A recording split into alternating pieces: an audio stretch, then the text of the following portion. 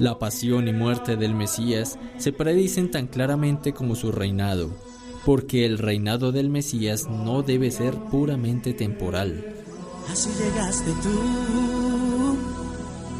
En Emisora Mariana le damos la bienvenida a su programa La muerte del Mesías, pasión por la verdad. Acompáñenos a descubrir la verdadera razón y propósito del regreso del Mesías. Así llegaste tú. Bienvenidos.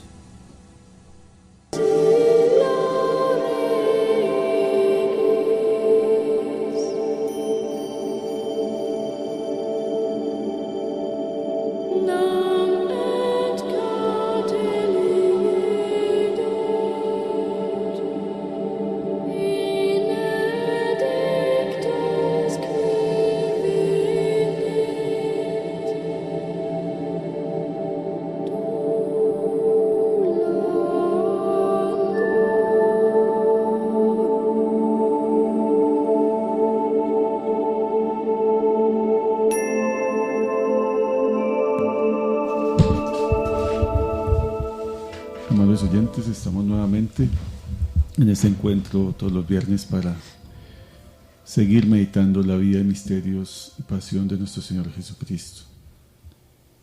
Esta noche nos acompañan Xiomara Patricia. Muy buenas noches. Buenas noches, Víctor Hugo. Buenas noches, José. Buenas noches, Carlos Francisco. Y darles una cordial bienvenida a todos nuestros oyentes. Muy buenas noches, José. Muy buenas noches. Una santa noche a todos, bienvenidos a la muerte del Mesías. Buenas noches, doctor Francisco. Buenas noches, amables compañeros de la mesa, muy buenas y santas noches, amables oyentes. Los invitamos, amables oyentes, para que nos dispongamos con ese corazón abierto,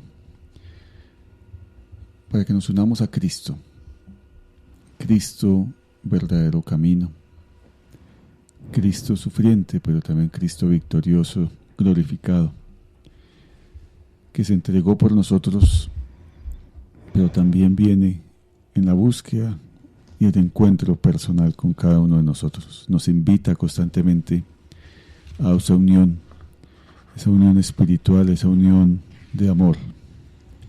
Pidámosle a la Virgen María, Nuestra Señora de los Dolores y a los santos ángeles custodios, que nos ayuden en este momento de reflexión, de meditación, para penetrar un poco en el misterio de la pasión de Cristo y de esa manera poder compartir algo del misterio del sacrificio de nuestro Señor y Redentor.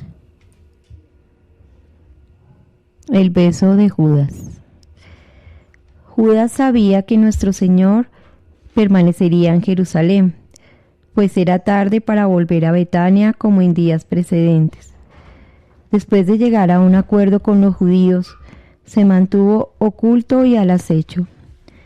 Siguió después los pasos de la pequeña comitiva hasta que se internó en el huerto. Era este un lugar conocido por él, pues Jesús frecuentemente se reunía allí con sus discípulos. Enseguida salió en busca de quienes habían de apresar al maestro. Todo había sido minuciosamente preparado. San Marcos dice que acompañaba a Judas una muchedumbre con espadas y palos y que iba de parte de los príncipes, de los sacerdotes, de los escribas y de los ancianos. Jesús estaba aún hablando con sus discípulos cuando se presentó este grupo armado con el traidor a la cabeza. Judas se adelantó entonces y besó al maestro. Era la señal convenida con quienes habían de detenerlo. Mientras le besaba, le saludó: «Salve, Rabí».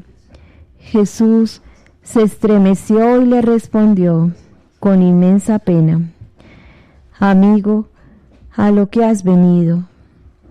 ¿Cómo es posible que hagas esto conmigo? Nos parece imposible que un hombre que ha mirado tantas veces a Cristo, que le ha conocido tan cerca, pueda ser capaz de entregarlo. porque Judas estuvo presente en muchos milagros y había experimentado la bondad del corazón de Jesús, y sintió atraído por su palabra, y sobre todo recibió un trato de predilección por parte de Jesús. Había llegado a ser uno de sus 12 más íntimos. Quizá él mismo realizó algún milagro en aquellas horas de lealtad al Maestro. Parece como si la larga convivencia con Jesús, en vez de una oportunidad de conversión, hubiera hecho más duro su corazón por la falta continuada de correspondencia. La resistencia a la gracia blinda el corazón a los requerimientos del amor. Ser entregado por uno de los suyos fue especialmente doloroso para Jesús. Aquel beso fue el primer golpe, durísimo, con el que se iniciaba su pasión. Jesús sintió enseguida como una quemadura en el rostro.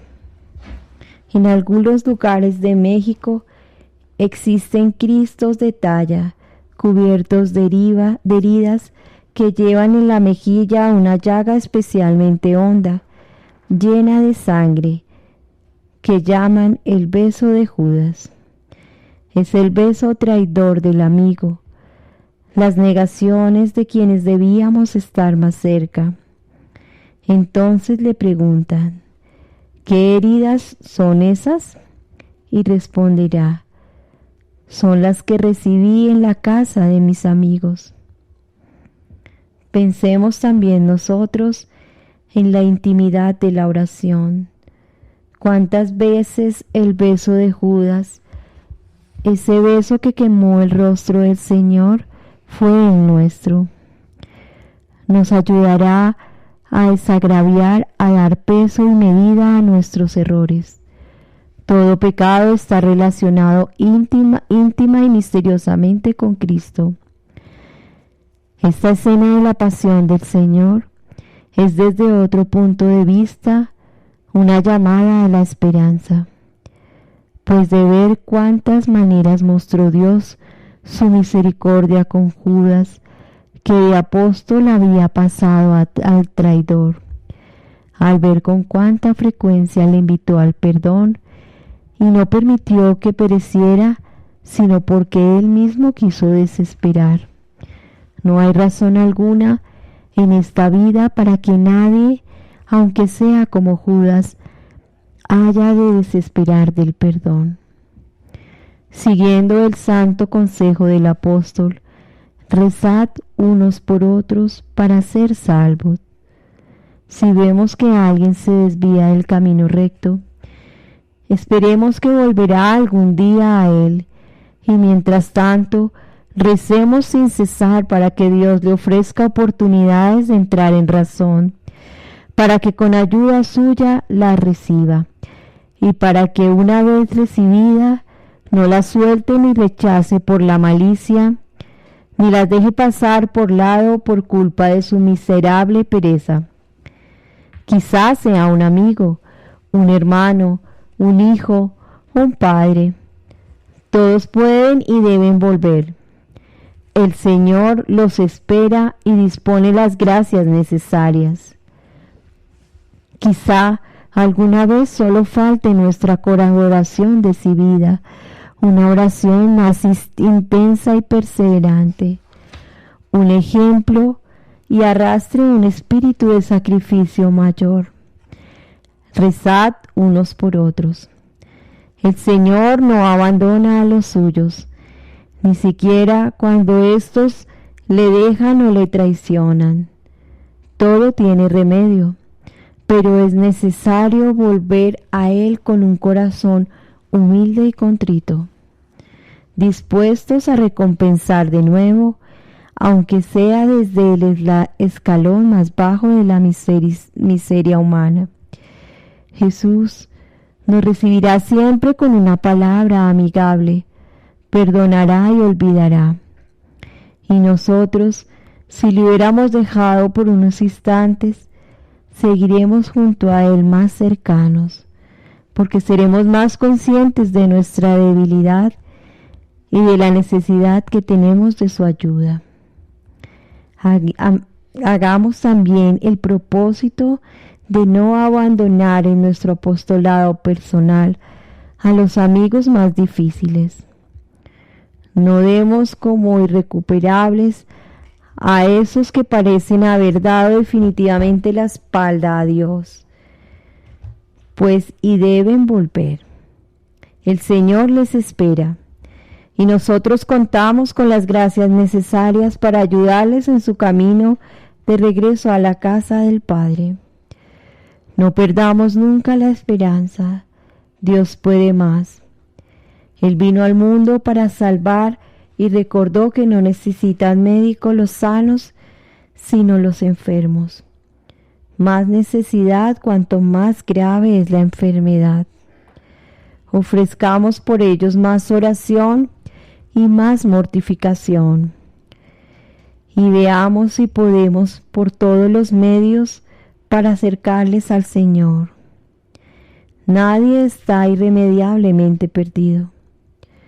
Judas también podía haber vuelto y a pesar de todo había sido una de las columnas de la iglesia. Siempre se puede recomenzar.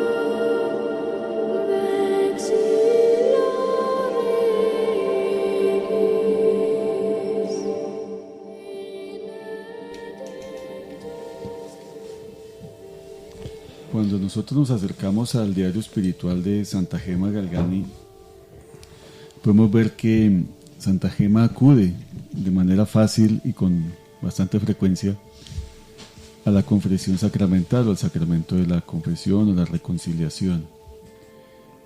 Además, por circunstancias o motivos que de pronto para nosotros nos parecen aparentemente banales o pueden llegar a nosotros a parecernos faltas insignificantes. En cambio, aquí en lo que vamos a reflexionar y a meditar un poco sobre lo que nos dice Santa Gema Galgani respecto a la confesión, vamos a encontrar que un alma que verdaderamente quiere unirse a Cristo tiene que tratar de vivir en la pureza y la integridad. Escuchemos pues. Para entenderlo, de algún modo hay que tener en cuenta varias cosas. En primer lugar, que la evolución litúrgica de la celebración de la Eucaristía, que ahora ya no es en latín, sino en la lengua que entiende cada uno en su idioma o lengua vernácula, al principio de toda la celebración eucarística está siempre el acto penitencial. Y de hecho, debidamente nos prepara para escuchar y entender mejor la palabra de Dios y para recibir luego a Jesús en la Sagrada Eucaristía o en la Sagrada Comunión. Claro que si hubiera pecado mortal en nuestras almas, esto no sería suficiente, sino que habría que recibir antes la absolución sacramental, es decir, la confesión, o hacer un acto de perfecta contrición